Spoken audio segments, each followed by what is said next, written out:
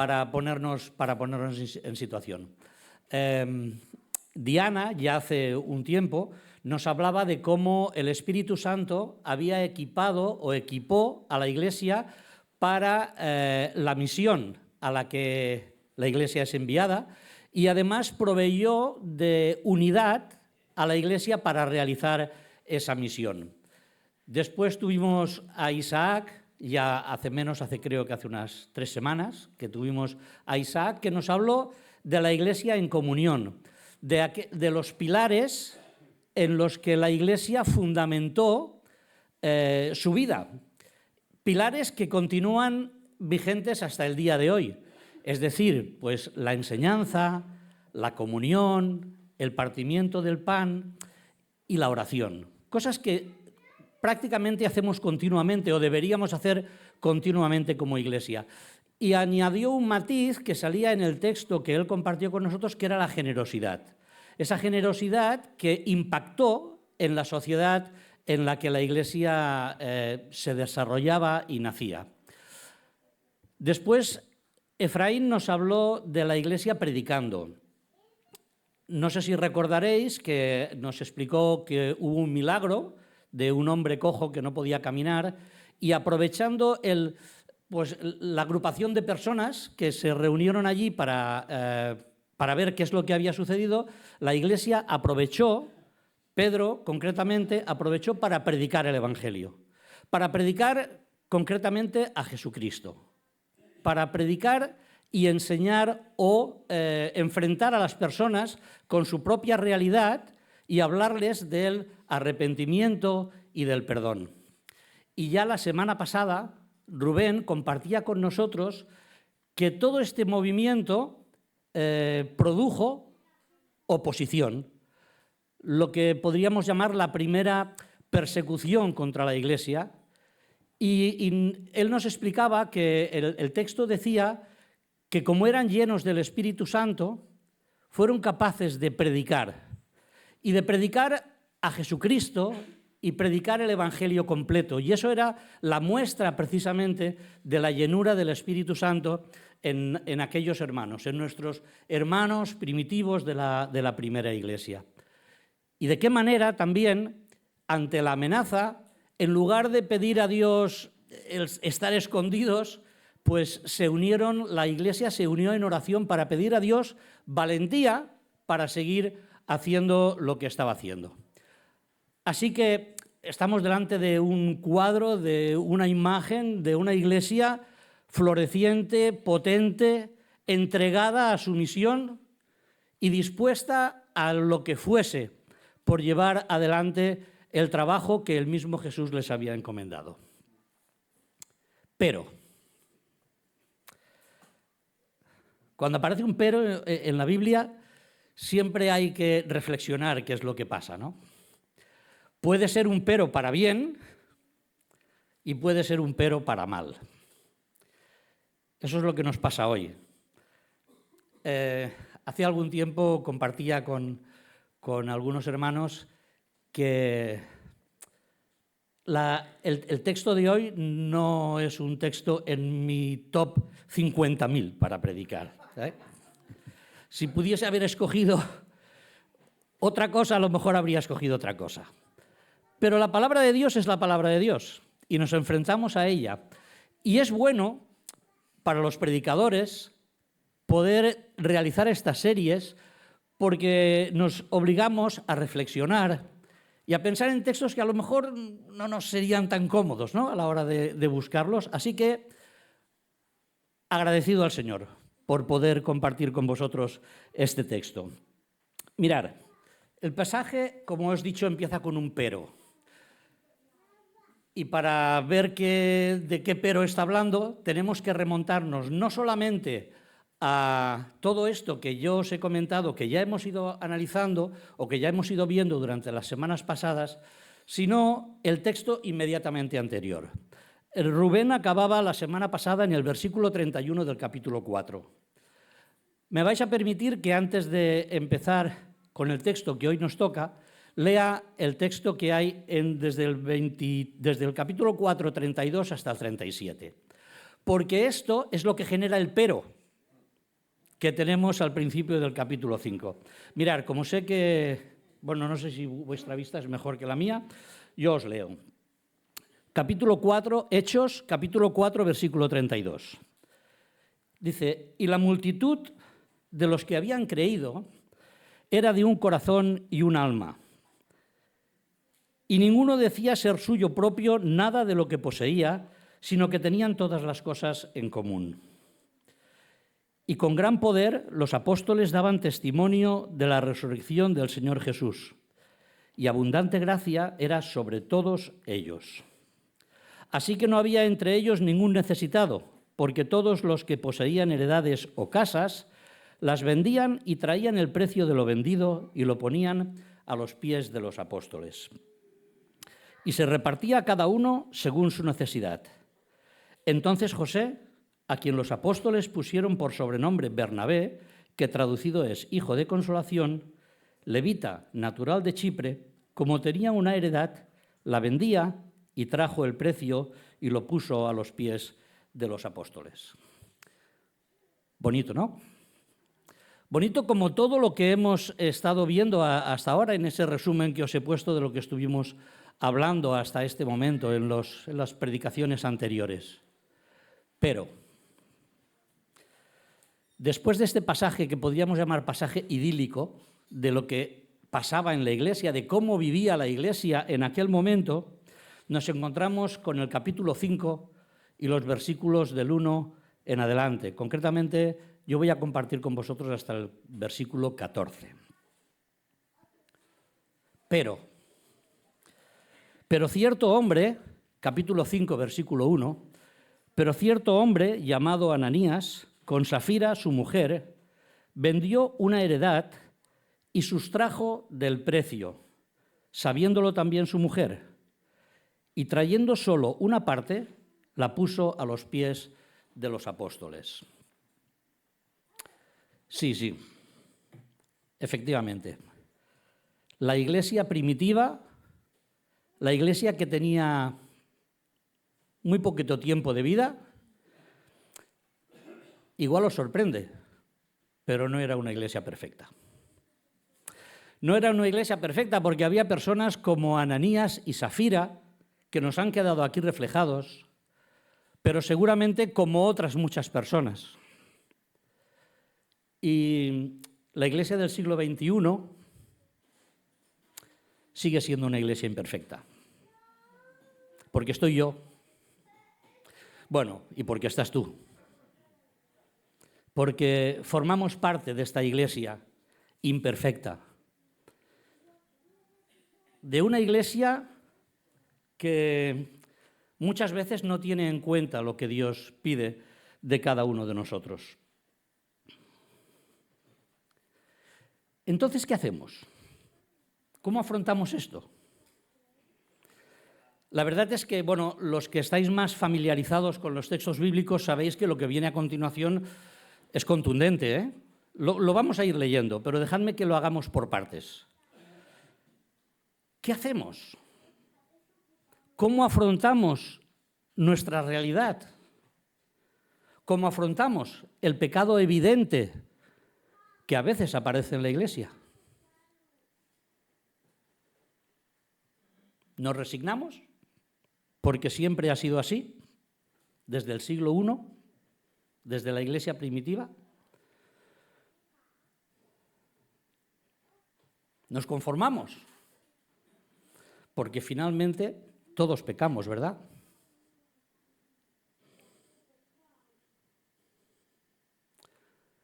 ¿Lo silenciamos para que no haya, como diríamos hoy, mal rollo?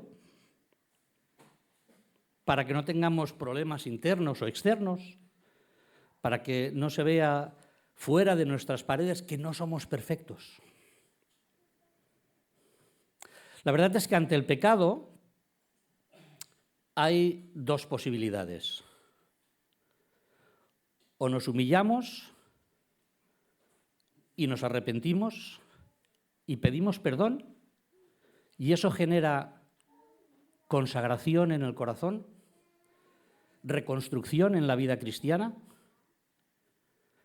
o nos mantenemos orgullosos en nuestra posición y generamos conflicto dentro de nuestra vida, de nuestra propia vida, y de la vida de la Iglesia. ¿Qué hacemos?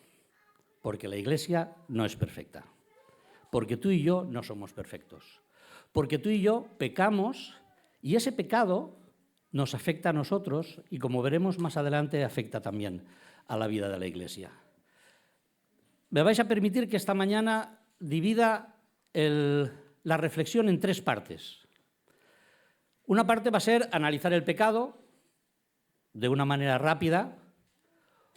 Otra va a ser analizar la disciplina tal como nos la plantea el texto de hoy.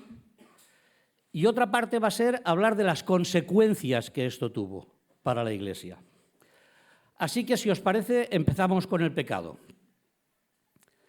Y dijo Pedro, después del texto que hemos leído, ¿no? de que Ananías y Safira vendiesen tal, y dijo Pedro: Ananías, ¿por qué llenó Satanás tu corazón para que mintieses al Espíritu Santo y sustrajeses del precio de la heredad? Reteniéndola, ¿no se te quedaba a ti? ¿Y vendida no estaba en tu poder? ¿Por qué pusiste esto en tu corazón?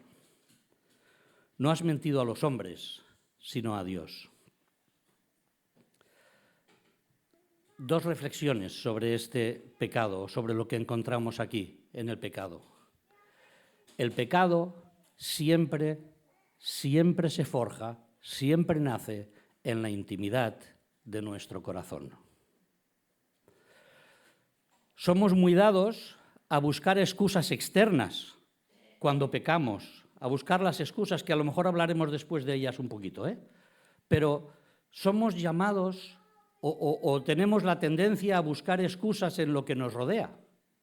Pero en realidad la palabra de Dios nos deja muy claro que el pecado se genera en la intimidad de nuestro corazón. Ananías y Safira estaban solitos en su casa. Habían vendido una heredad, tenían dinero, y en su propio corazón surgió la idea de quedarse una parte de ella. Luego vamos a hablar de esto también, ¿Sabéis? No solamente lo vemos aquí. Santiago, en su carta, en una de las últimas cartas que encontramos en la Biblia, dice: cada uno es tentado cuando de su propia concupiscencia, palabreja donde las haya, es atraído y seducido. Es decir, es mi corazón, el que hace que en mí haya pecado. Y no lo dijo solo Santiago. Las palabras más autorizadas con las que podemos encontrarnos en la palabra de Dios son las palabras de Jesús. Y Jesús dijo: del corazón salen los malos pensamientos, los homicidios, los adulterios, las fornicaciones, los hurtos, los falsos testimonios, las blasfemias, etcétera, etcétera. El pecado se forja en la intimidad de nuestro corazón. ¿Y cómo hacemos para evitar esto? ¿Cómo podemos hacer para enfrentarnos a esta realidad? En la palabra de Dios encontramos muchas opciones para poder afrontar todo esto. Yo os voy a comentar tres solamente. Vamos a ir pasando por encima porque el texto tiene muchas cosas que decir, ¿no? Así que vamos a ir pasando y yo os propongo que después en vuestro corazón, en vuestra casa, profundicéis si lo creéis oportuno en todo este texto que hoy tenemos delante. Fijaros, lo primero que le dijo Pedro a Ananías, ¿qué fue? ¿Por qué dejaste espacio? Estoy parafraseando, ¿Por qué dejaste espacio en tu corazón para que ese espacio lo ocupase Satanás? Así que lo primero que tenemos que hacer para afrontar estas realidades de nuestro corazón es evitar dejar espacio a Satanás. Pablo lo escribió, unos cuantos años más tarde, escribiendo una de sus cartas, dijo: no deis lugar al diablo. Esto es lo que significa. No dejéis grietas en vuestro corazón para que el Satanás las ocupe, porque a la que haya una grieta, la va a ocupar. No lo dudéis. Satanás va a ocupar el espacio que nosotros dejemos abierto. Y Ananías y Safira dejaron un espacio. Se trata, en realidad, de tomar tiempo. Cuando en nuestro corazón se forja una de estas ideas, se trata de dar tiempo de reflexión para verificar que lo que ha pasado por nuestra mente, lo que ha pasado por nuestro corazón, realmente está en la voluntad de Dios, ¿o no? El libro de los Proverbios está lleno de esto, ¿eh? No hables sin pensar, no actúes sin pensar. Demos el tiempo suficiente a nuestra vida para verificar si lo que se está forjando en nuestro corazón es algo que realmente está en la voluntad de Dios o no lo está. Y si hablábamos de palabras autorizadas, volvemos a Jesús. Velad y orad para que no entréis en tentación. ¿Recordáis esas palabras, verdad? Esas son las palabras de Jesús.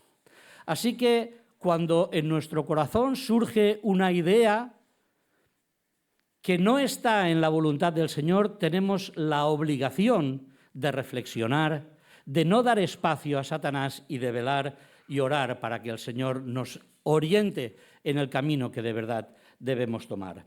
¿Qué fue lo que se forjó en el corazón de Ananías y Safira? ¿Qué es lo que pasó? Por eso he leído el texto de antes, He leído el texto de antes porque allí tenemos una posible clave de lo que le sucedió a ellos. Allí hemos leído que cuando la Iglesia de una manera voluntaria vendía lo que tenía, lo compartía para que no hubiesen necesitados dentro de su seno, hubo un hombre que se llamaba Bernabé. Bueno, no se llamaba Bernabé, pero de eso hablaremos de aquí unas semanas, porque hablaremos de Bernabé de aquí unas semanas. Es un hombre al que conocemos por su apodo. Bernabé era su apodo, él se llamaba José. Pero este hombre vendió una heredad que tenía una heredad y la puso a los pies de los apóstoles. Y dice que seguramente por lo que leemos de su vida, repito, de la que ya hablaremos, es un hombre que obtuvo prestigio dentro de la congregación porque era un hombre que de su corazón salía el consuelo hacia los demás. Era un hombre que estaba marcado por el amor hacia la Iglesia y por el servicio a la obra de Dios.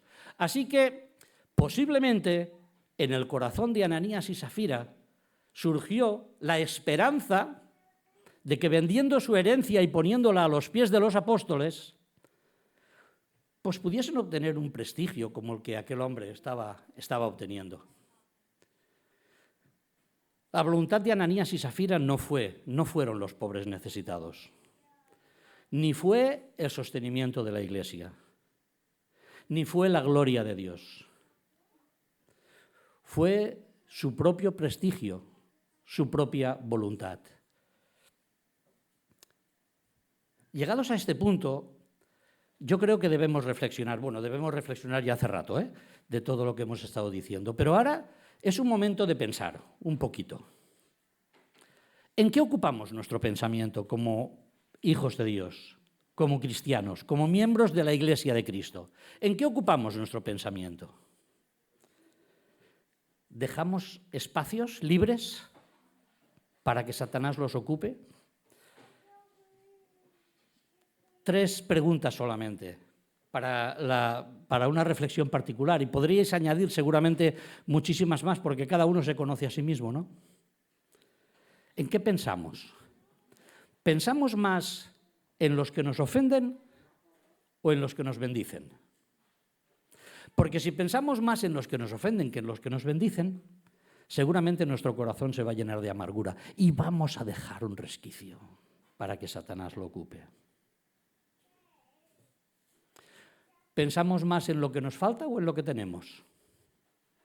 Porque si pensamos más en lo que nos falta que en lo que tenemos, seguramente se abrirá en nuestro corazón un resquicio de ambición para tener lo que no tenemos.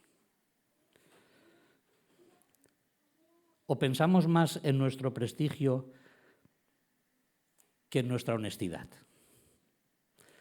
Y ahí que cada uno añada lo que crea que en su vida puede ser un conflicto, puede ser un resquicio.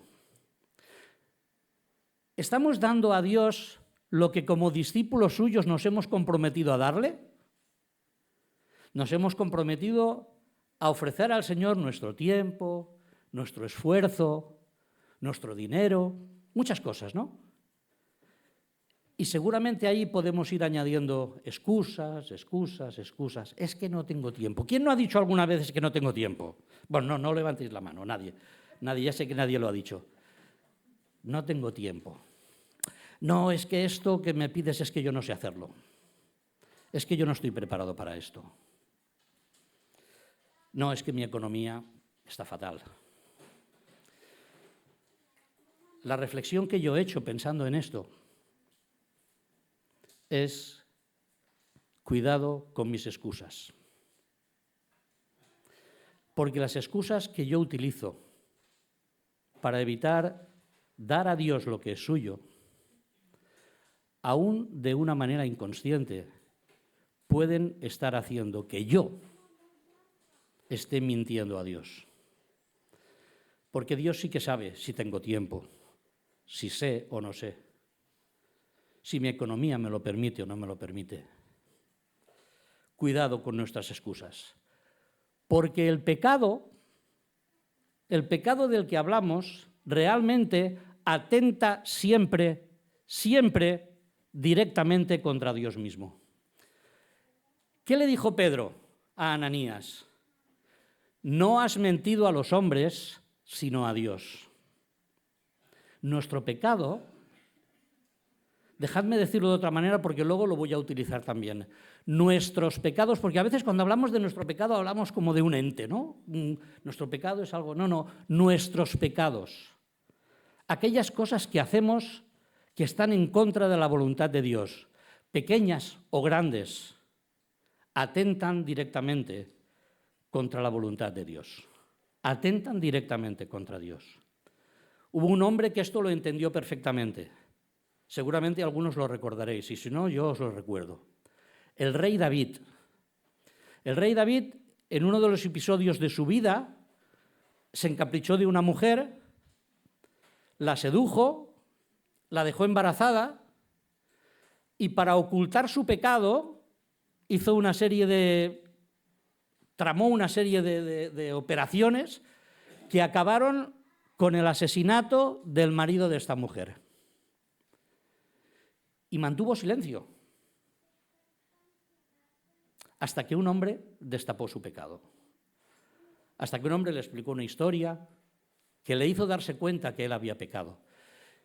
Y cuando David reflexionó sobre esto y pidió perdón a Dios, ¿sabéis qué fue una de las cosas que dijo? Contra ti solo he pecado. ¿Cómo puede ser eso? Contra ti solo he pecado. Si había seducido a una mujer, si la había dejado embarazada, si había matado a su marido. Nuestro pecado, aunque haga daño a las personas, aunque ofenda a las personas, aunque haga daño a quienes hay a nuestro alrededor, principalmente está dirigido contra la soberana y santa voluntad de Dios. Y cuando lo pensamos de esta manera, creo que vemos las cosas de otra manera. Yo por lo menos las veo de otra manera. Cuando pienso que mi crítica, ese pecadillo que aparece a veces en nuestra vida, la crítica, la murmuración, esas cosas pequeñitas, las pequeñas zorras que se cuelan entre la iglesia, cuando pienso que esto no solo hace daño a mi hermano o a mi hermana, sino que atenta directamente contra Dios, me hace humillarme delante de Él y pedirle perdón. Pero no solamente esto, afecta a Dios, porque atenta contra Dios, pero nos afecta a nosotros. El mismo David, en su oración, decía, mientras callé, envejecieron mis huesos en mi gemir todo el día. Porque él a lo mejor no sabía qué es lo que estaba pasando en su vida, pero su cuerpo se estaba deteriorando a causa de su pecado. El pecado nos hace daño individualmente, pero el pecado como el de Ananías y Safira, daña a la Iglesia de Cristo, al pueblo de Dios. Os voy a explicar una historia que está en la Biblia. Muchísimos años antes, cuando el pueblo de Dios llega a la tierra prometida, seguramente algunos recordaréis la historia, cuando el pueblo de Dios llega a la tierra prometida, atraviesa el río Jordán y Dios le dice: id a tomar la tierra, id, rodead Jericó. Bueno, 7 días, lo de las trompetas, ya sabéis más o menos de qué va. Les dice: pero cuidado, no os quedéis con nada del botín, absolutamente con nada. No cojáis absolutamente nada. Os leo un par de versículos, Pero vosotros guardaos de quedaros con algo consagrado al exterminio, pues si os dejáis llevar de la codicia y os quedáis con algo de lo que está consagrado, acarrearéis la desgracia a todo el campamento de Israel, convirtiéndolo en objeto de exterminio. ¿Y qué pasó? Pues pasó que un hombre, repito, uno de todo el pueblo, se quedó con una parte del botín. ¿Le gustó algo que vio?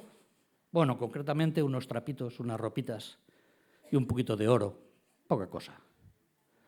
Un hombre, y dice Dios, unos versículos después de lo que os he leído: pero los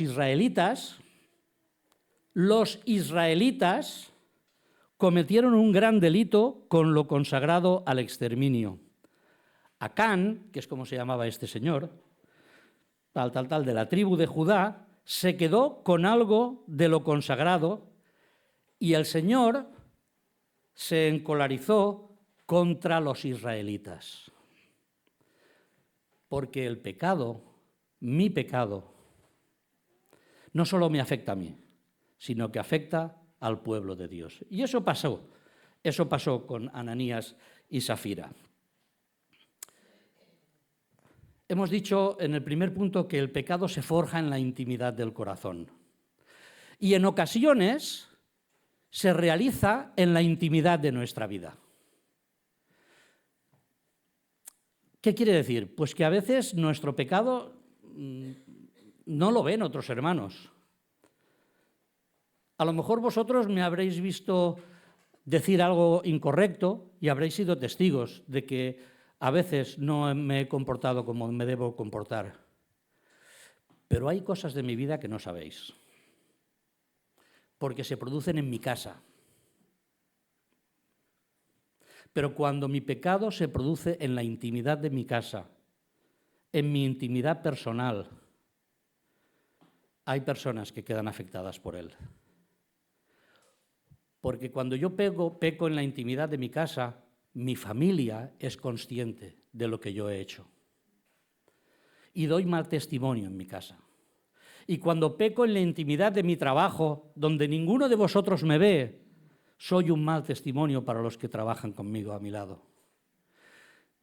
Y mirad una cosa, esto puede producir tropiezo y caída en otras personas.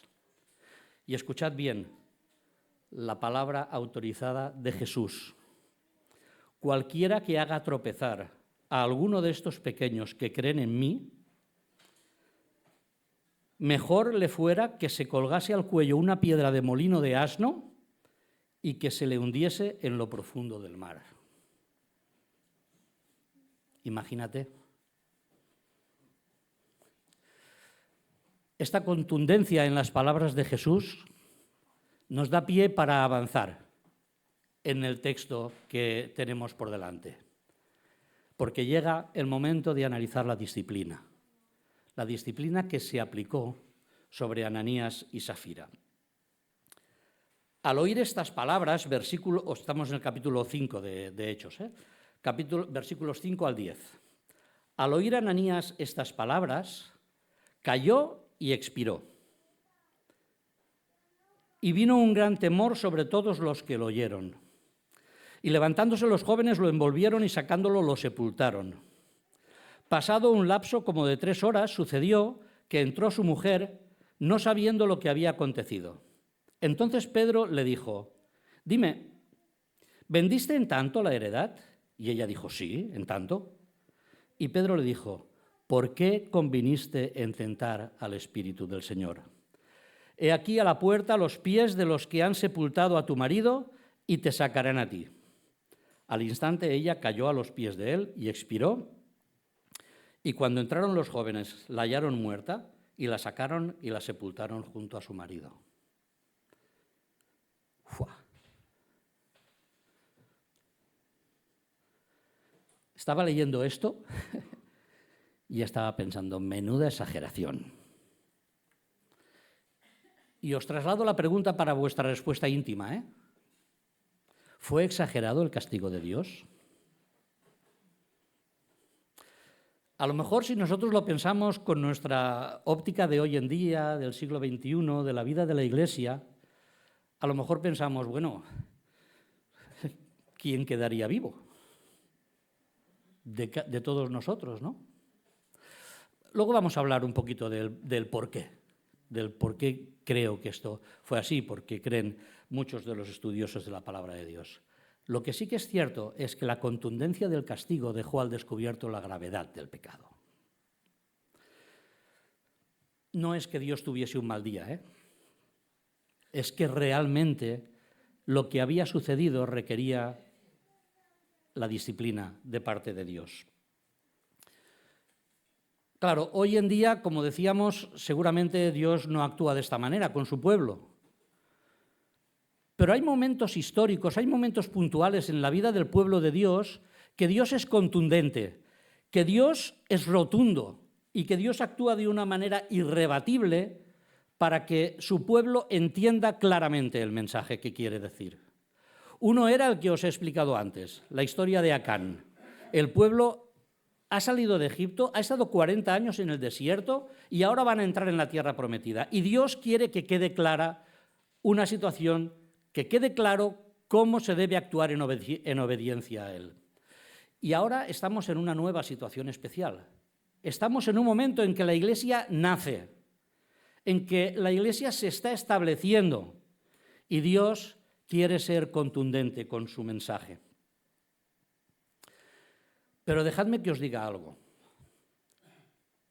Y vuelvo a hacer referencia a lo de nuestros pecados, nuestros pecadillos, nuestros enfados, mentirijillas, que no sé por qué le llamamos mentirijillas si son mentiras, nuestras malas palabras,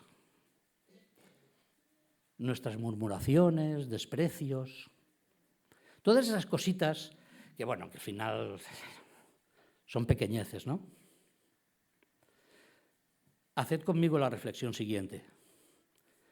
Esos pequeños pecados llevaron a Jesús a la cruz.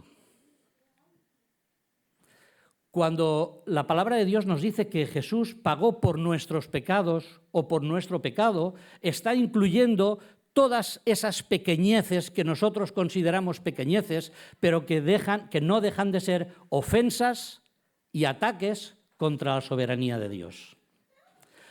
Así que Ananías y Safira cayeron allí, de una manera ejemplar para la Iglesia.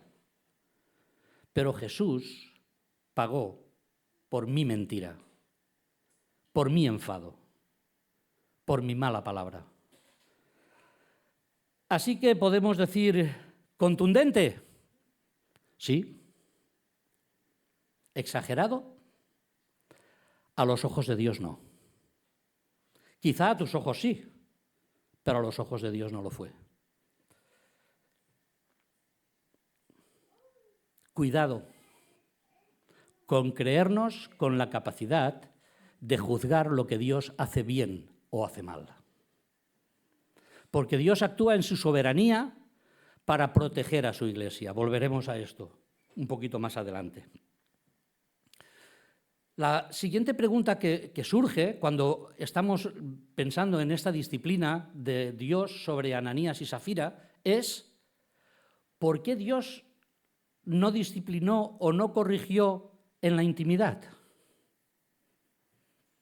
¿No os lo habéis preguntado alguna vez? ¿Por qué Dios no actuó en la intimidad con ellos? Porque si había surgido el pecado en la intimidad del corazón, quizá hubiese sido bueno que Dios, en lugar de montar el espectáculo, y lo digo con toda reverencia, en lugar de montar aquel espectáculo, hubiese corregido en la intimidad. Dios quería que su iglesia fuese consciente de que el pecado es grave, de que el pecado es muy grave. Y escuchad, es evidente que Dios había castigado y disciplinado el pecado ya en la intimidad. Porque si no, ¿por qué se lo reveló a Pedro? Dios ya había actuado en la intimidad. Posiblemente por la cabeza de Ananías y Safira ya había pasado algún concepto de que lo que estaban haciendo a lo mejor no estaba del todo bien. Bueno, esto no lo sabemos, no lo dice el texto. Pero lo que sí que sabemos es que no hubo arrepentimiento de ninguna clase en ellos. Dios ve el corazón, el tuyo y el mío. Dios sabe lo que hay en nuestra vida, en lo más profundo, en lo más íntimo, en lo más oculto que podemos poner. Y Él revela lo que quiere, cómo quiere y cuando quiere. ¿Qué quiere decir esto? Pues quiere decir que nuestro pecado, ese pecado oculto, ese pecado que queremos esconder, si Dios quiere sacarlo a la luz, lo va a sacar a la luz. No sabemos cómo. De hecho, no sabemos cómo Pedro se enteró de esto. No sabemos si Pedro tuvo una revelación directa de parte de Dios que le decía: Ananías y Safira han mentido en el precio de la venta. No lo sabemos. Tampoco sabemos si alguien que conocía la operación financiera fue a Pedro y le dijo: oye, Pedro, que me he enterado de qué tal. Porque Pedro pregunta las dos veces: ¿por qué? ¿Es verdad? Bueno, no lo sabemos. Esto es Biblia ficción, perdonadme, que la haga servir. Pero como no sabemos lo que pasó, podemos imaginarnos. Lo que sí que sabemos es que Dios saca a la luz lo que Él quiere, cuando Él quiere y como Él quiere. Y lo hace básicamente porque ama a su iglesia, porque quiere proteger a su iglesia. Porque la iglesia, para Él, es importante, porque es su esposa. Y ¿sabéis? La quiere limpia, la quiere pura, la quiere cuidada. Y quiere sacar de en medio cualquier cosa que estorbe esa pureza y esa santidad. Por eso decía que cuidado con creernos con la capacidad de juzgar si lo que Dios hace está bien o está mal. Dios actúa en su soberana voluntad. En realidad quiere decir que las cosas no van como yo quiero que vayan, o no deben ir como yo creo que deben ir, o no se deben solucionar como yo creo que se deben solucionar. Las cosas deben ir y se deben solucionar como Dios quiere que vayan y como Dios quiere que se solucionen. En su iglesia naciente, Dios quería mantener toda la pureza. Por eso, la iglesia no debería pasar por alto aquello que Dios no tolera. Y con eso volvemos a responder una de las preguntas que nos hacíamos al principio de todo. ¿Cómo debemos actuar delante de estas situaciones?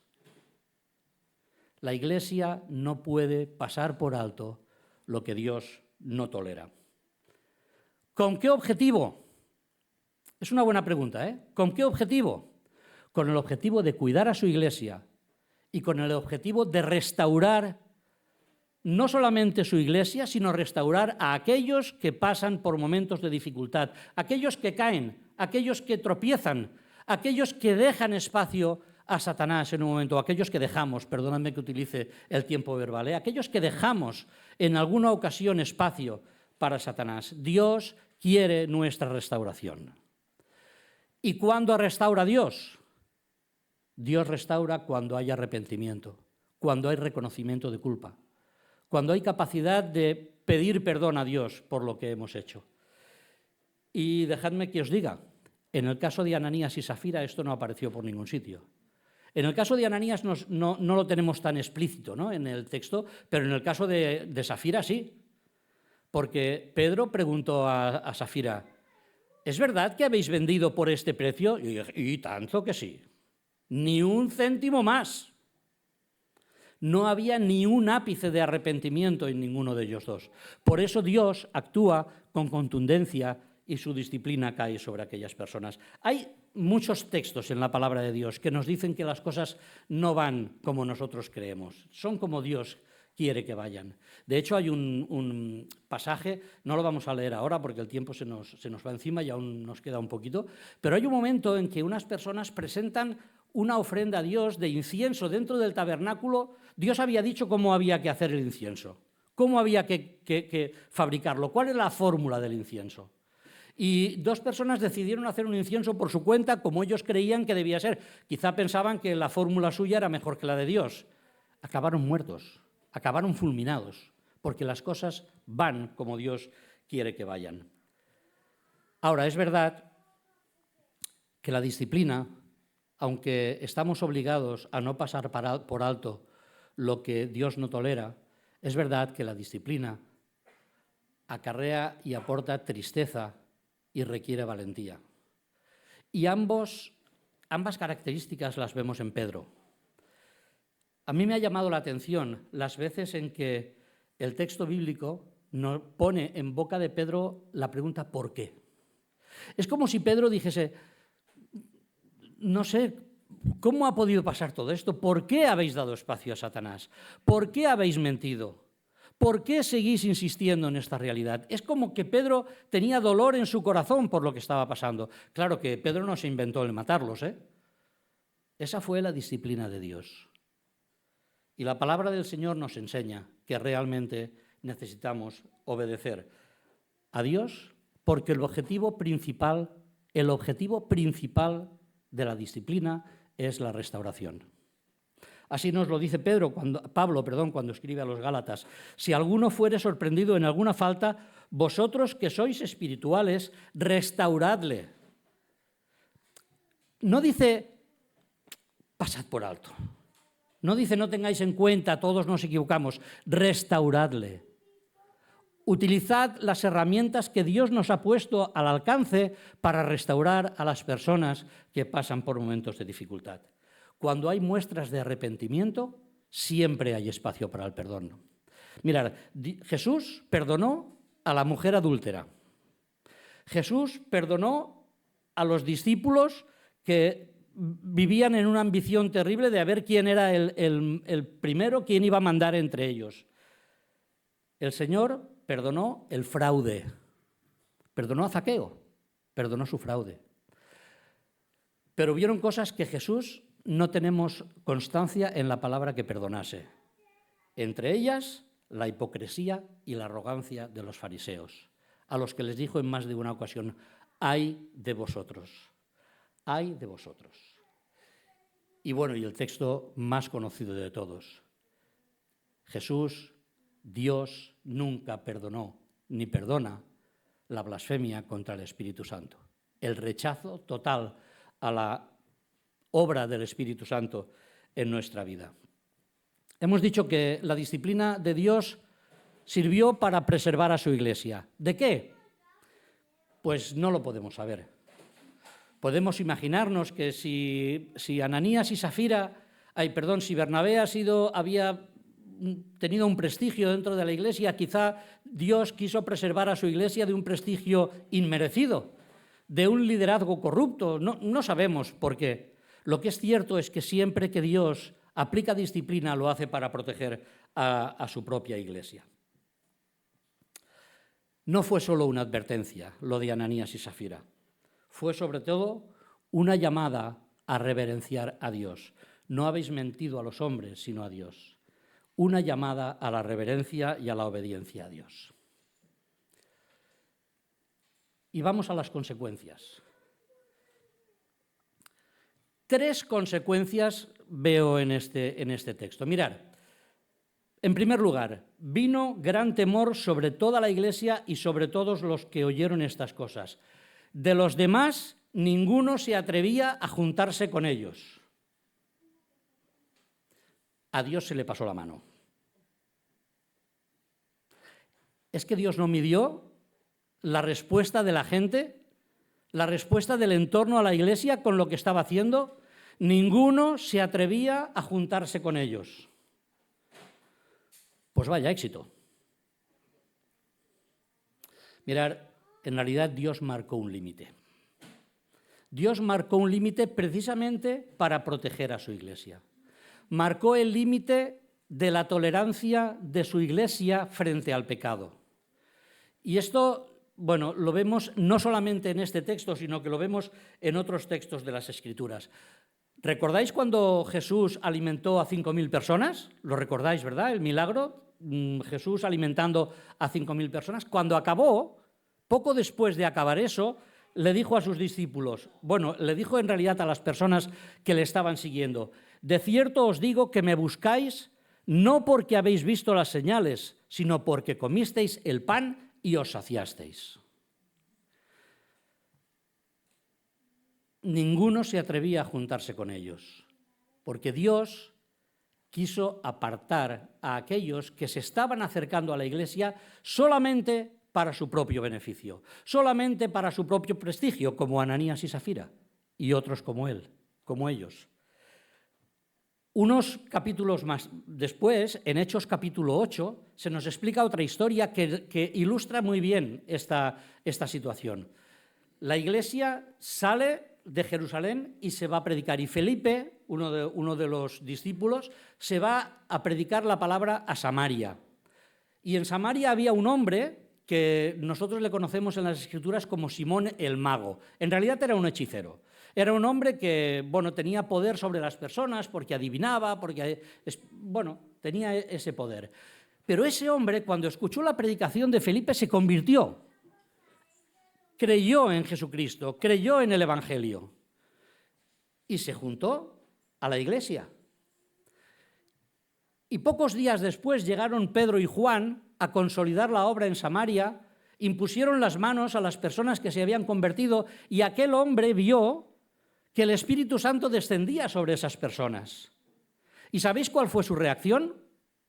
Su reacción fue ir a Felipe, a Pedro y a Juan y decirle, oye, ¿cuánto vale esto? Dime cuánto vale. Yo os compro ese poder para poder hacer venir el Espíritu Santo sobre las personas. Escuchad, que tu dinero, esa fue la respuesta de Pedro a este hombre, que tu dinero se destruya junto contigo por pensar que es posible comprar el don de Dios. Tú no tienes parte ni derecho en esto porque tu corazón no es recto delante de Dios. Alguien que se quería juntar a la Iglesia pues por tener un poder especial. ¿Sabéis cuál fue la diferencia de este hombre con Ananías y Safira? Aunque no sabemos cómo acabó la historia de Simón el Mago, pero ¿sabéis cuál es la diferencia? Que cuando escuchó estas palabras de Pedro, el hombre dijo, rogad vosotros por mí al Señor, para que nada de esto que habéis dicho venga sobre mí. Esa es la diferencia. No sabemos cómo acabó la historia, pero lo que sí que tenemos son palabras de este hombre de arrepentimiento por lo que él había dicho. O sea que lo primero que vino sobre el entorno de la Iglesia fue miedo, temor.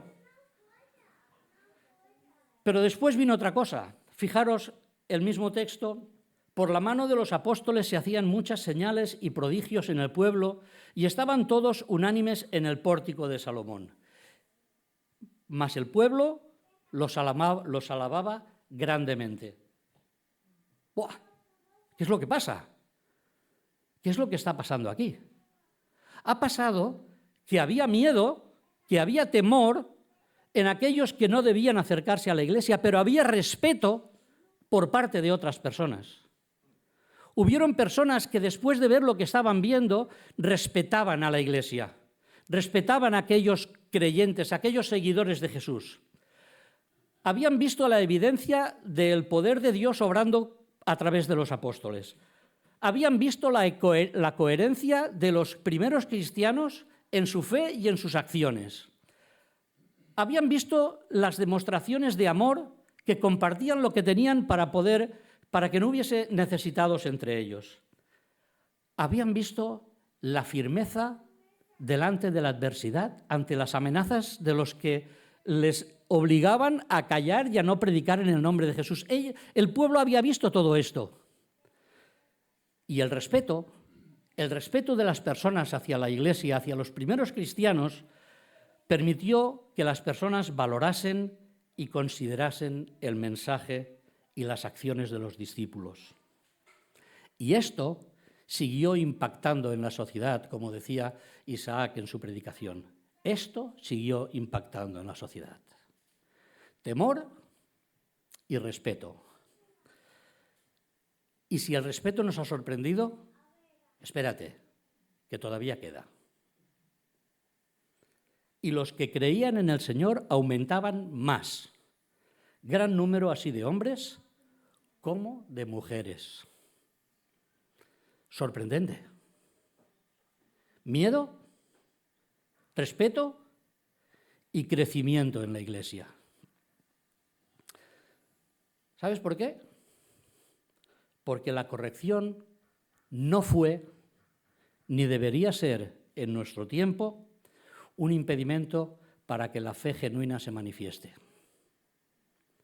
La fe genuina se manifiesta en todos los momentos y en todas las circunstancias. Porque la corrección de Dios en realidad busca apartarnos de aquellas cosas que hacemos mal, apartarnos de malas decisiones, apartarnos de las sendas incorrectas para tener bien claro cuál es el camino que Dios quiere que sigamos. Hay unas palabras de David muy conocidas, pero que a mí, a día de hoy, me siguen sorprendiendo. David, en un momento determinado, en una de sus canciones, de sus oraciones, de lo que conocemos como salmos, dijo: «Examíname, oh Dios, y conoce mi corazón, pruébame y conoce mis pensamientos, y ve si hay en mí camino de perversidad, y guíame en el camino eterno». ¿Sabéis? Durante mucho tiempo yo había pensado que David dijo esto porque sabía que de una manera o de otra él era íntegro delante de Dios. Pero esta no es la razón por la que David dijo esto. David dijo esto porque estaba dispuesto a que Dios mirase en su vida realmente y le corrigiese. David seguramente lo pasó mal cuando el profeta Natán le denunció por su pecado del que hemos hablado antes, pero David agradeció que Dios corrigiese su vida. Necesitamos, como cristianos, como miembros del pueblo de Dios, necesitamos rodearnos con humildad y sabiduría de aquellos que nos pueden orientar y que nos pueden corregir. Y estar agradecidos por ello, porque eso nos ayuda a hacer el camino tal como Dios quiere que lo andemos. La corrección no es un impedimento para la fe genuina, de ninguna manera. Y vamos a concluir, porque la disciplina entre el pueblo de Dios no busca la perfección humana. Somos como somos, pero sí que busca la consagración de su pueblo. Ananías y Safira tenían la posibilidad de consagrarse delante de Dios, pero decidieron actuar como actuaron.